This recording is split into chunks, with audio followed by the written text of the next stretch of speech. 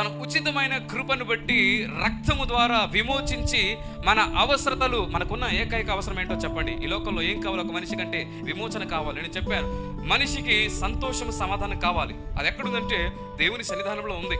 16వ అధ్యాయం 11వ వచనం కీర్తన భాగంలో చూస్తే, నీ సన్నిధానంలో సంపూర్ణ సంతోషం ఉన్నది. హల్లెలూయా. ఆయన సన్నిధానంలో ఏమున్నది?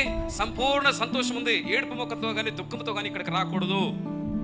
నీవు మందిరంలోకి పోయినప్పుడు నీ ప్రవర్తన అంతటి విషయంలో జాగ్రత్తగా చూసుకొని ఇక్కడికి రావాలి. ప్రార్థన చేసుకుని ఇక్కడికి రావాలి. మంచి మనసుతో ఇక్కడికి రావాలి. ఇంకొకరిపైన ద్వేషంతో కానీ, ఇంకొకరిపైన అసహ్య, కుళ్ళు, కోపము, కుతంత్రంతో ఇక్కడ కూర్చోకూడదు.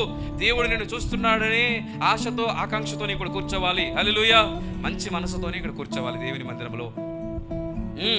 వాళ్ళు నాతో మాట్లాడరు కదా, నేను ఏం చేస్తానో చూస్తాను.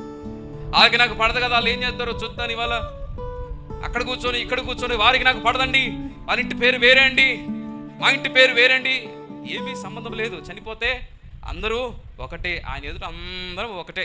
హల్లెలూయా. ఏమీ లేదు. నీ కోపతాపాలు ఎంతసేపు, నీ పట్టుదల ఎంతసేపు, నీ ధైర్యం ఎంతసేపు, అన్నీ నీరు గారిపోతాయి, నిర్వీర్యం అయిపోతాయి. క్షమించుకుంటూ ముందుకు వెళ్ళం తప్ప మనిషికి ఇంకొక అవకాశం లేదు.